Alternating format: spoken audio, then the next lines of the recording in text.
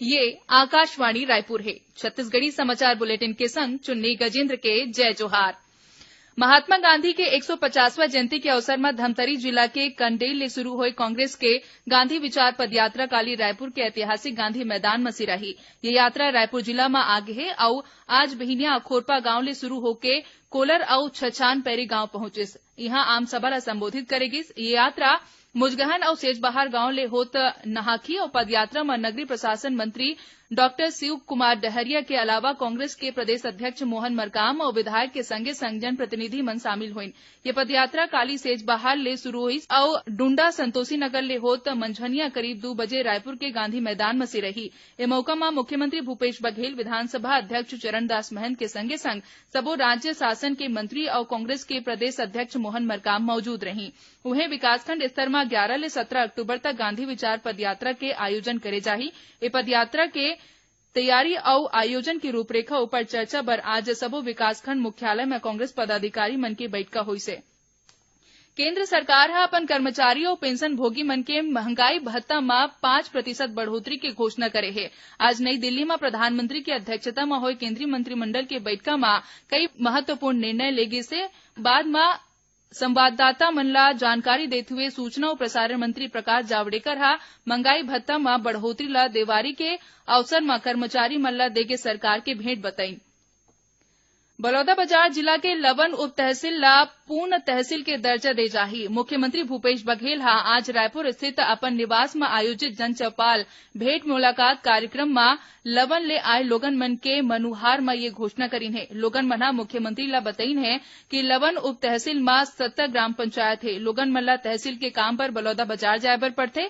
लवन क्षेत्र के कईठन गांव बलौदाबाजार ले बड़धुरिया होए के सेती ग्रामीण मन ला बड़ असुविधा होथे। लवन में तहसील कार्यालय खुले ले उकर परेशानी धुरिया जही। प्लास्टिक मुक्त देश ला लेके न सिर्फ प्रधानमंत्री नरेंद्र मोदी बल्कि अंबिकापुर नगर पालिक निगम घलो संवेदनशील है। इला लेके आज अंबिकापुर में प्रदेश के पहली गार्बेज कैफे खोले गए हैं। कैफे में 1 किलो प्लास्टिक लाने में भरपेट भोजन और आधा किलो प्लास्टिक लाने में नाश्ता कराए जाही। स्वास्थ्य मंत्री टीएस सिंहदेव आज कैफे के लोकार्पण करें और ये दौरान बड़ संख्या में लोगन मन प्लास्टिक के संग कैफे पहुंचिन और स्वादिष्ट भोजन के मजा लेन। सुकमा जिला में आज 2 मई लोगिन सहित 4 माओवादी मन पुलिस के आगू आत्मसमर्पण करेन। एमले एक महिला माओवादी ऊपर 5 लाख रुपया के इनाम की घोषणा करे गे रही से। ये सबो माओवादी मन बस्तर में पुलिस डहाले चलाए जात नक्सल उन्मूलन अभियान और शासन के पुनर्वास नीति ले प्रभावित होकर आत्मसमर्पण करीन है। उन्हें दंतेवाड़ा जिला के कटे कल्याण में हुए मुठभेड़ में काली मारे गए माओवादी की पहचान डिप्टी कमांडर देवा कवासी के रूप में हो है। पुलिस अधीक्षक अभिषेक पल्लव बताइन है कि माओवादी ऊपर 8 लाख रुपया के इनाम रहीस। उमन बताइन कि मुठभेड़ में एक जवान के मौत घलो होई से। बता दें कि पहले ये जवान के मौत के कारण हार्ट अटैक बताए गिर रही से।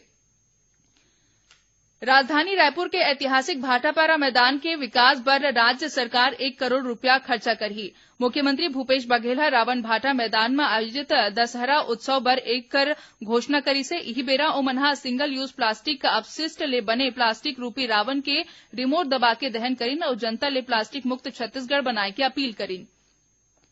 बस्तर के जेल में कथित रूप ले बंद निर्दोष आदिवासी मन के रिहाई के मांग ल लेके आज दंतेवाड़ा जिला के कुआकोंडा में सैकड़ों आदिवासी मन प्रदर्शन करीन है और रैली निकाली है। रैली में सामाजिक कार्यकर्ता सोनी सोरी के संगे संग कई सरपंच और जनप्रतिनिधि मन शामिल हुई। ये प्रदर्शन में आने संगठन मन ला घलोक समर्थन मिले है। एती आदिवासी मन के संग गोटबात में राज्य सरकार डहाले बीजापुर विधायक विक्रम मंडावी, दंतेवाड़ा विधायक देवती कर्मा के संग आने जनप्रतिनिधि मन धरना जगह पहुंचिन। प्रदर्शनकारी मन अपन 7 सूत्री मांग ला राखत आदिवासी मन के रिहाई ला लेके जल्दी ले जल्दी स्थिति स्पष्ट करे के मांग राखिन। एकरे संग ग्रामीण मन के एक जनप्रतिनिधि मंडल अवैया 22 अक्टूबर के मुख्यमंत्री भूपेश बघेल ले भेंट करके आने मुद्दा में गोटबात करे बर घलो किहिन। एकरे संग छत्तीसगढ़ी समाचार बुलेटिन इहीं से रात है। जय जोहार।